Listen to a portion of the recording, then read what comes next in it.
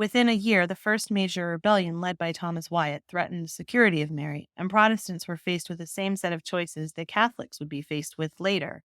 Do you pretend to go along with the new faith, paying lip service while staying true to your own beliefs in your heart? Do you fight back, or do you flee and go to Europe? It's very interesting that Walsingham, remembered now in large part for being the man who brought such misery to Catholics through his espionage, was in their shoes for several years himself. He chose to flee to Europe and arrived in Basel in Switzerland in 1555. There were about 1,000 people, some relatives of Walsingham, stretched throughout Switzerland in Zurich, Geneva, and Basel. John Foxe was there working on his Book of Martyrs, 3 volumes of which would be dedicated to Walsingham. Walsingham went on to Padua to attend the Law University, and in Padua he would receive an education in Renaissance humanism. So when he eventually returned to England, it was as a man who was schooled in the Swiss Protestant theology as well as the Italian Renaissance. By 1555, stories about the way Protestants were being treated in England were filtering through to Walsingham and other exiles. As I talked about in the episode on Mary Tudor, her efforts to bring back Catholicism started out benign. She kept the money from the dissolved monasteries and used it to create seminaries. She restored the Mass. She wanted people to be converted through education. But with the return of the Mass came a way to enforce it. And as church courts could not sentence someone to death, those who were convicted of heresy went back to the state courts. The punishment for heresy was to be burned alive, and it was justified because it was a taste of the fires of hell, but it was also a way to completely destroy the body so that there would be nothing left to answer Christ on the day of the resurrection. So ordinary people were subjected to an extraordinary level of surveillance.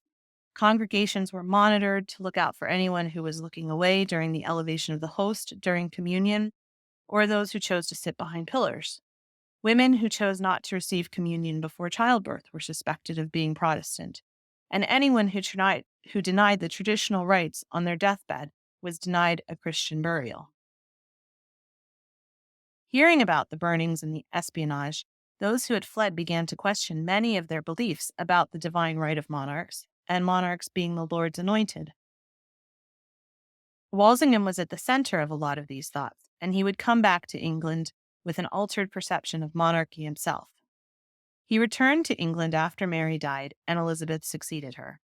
The Protestant refugees came back to England, but interesting, they brought with them their new thinking, which challenged this idea that monarchs were absolutely appointed by God. The Protestants had challenged Mary Tudor as a monarch, and so even though she was no longer a threat, the idea that perhaps monarchs weren't divinely appointed was a thought that, once it was considered, couldn't be unthought. Walsingham was elected to Elizabeth's first parliament and was part of the parliament which confirmed Henry VIII's break with Rome, despite Mary trying to repair the relationship. This was the parliament which also brought back the 1552 Book of Common Prayer. During this time, Walsingham got married, first to Anne Barne, a young widow. Interestingly, both Anne Barne's father and her husband had been investors in the Muscovy Company, which had formed to develop a trade with Russia, and is the subject of an earlier podcast that I did on the quest for the Northeast Passage. She died just 2 years into their marriage, and she left her son Christopher to Walsingham's care. Walsingham would always ensure that Christopher was taken care of. She also had a daughter, Alice, who married a Baltic trader who would keep Walsingham informed about the shipping movements of Catholics in the 1570s and 80s. 2 years after Anne's death, Walsingham married Ursula St. Barbe, another widow, and took control of her estate on the Isle of Wight. And she also had 2 sons, and then bore Walsingham a daughter, Frances. The marriage to Ursula seemed to have been a happy one. She traveled with Walsingham when he went abroad as the ambassador to France, and they were married until Frances's own death after 24 years of marriage. Walsingham at this time in the 1560s and early 70s wasn't that different from many of the gentlemen at court. He was well-traveled, and he was skilled in languages and the law, and he had an education in the Renaissance, but so did many other men at court. That said, his time living abroad in exile had taught him to be aware and alert, and when he accepted Secretary Cecil's request to do some undercover work for the crown, he would be caught up in a web of conspiracies that threatened the Queen, England, and the Protestant cause.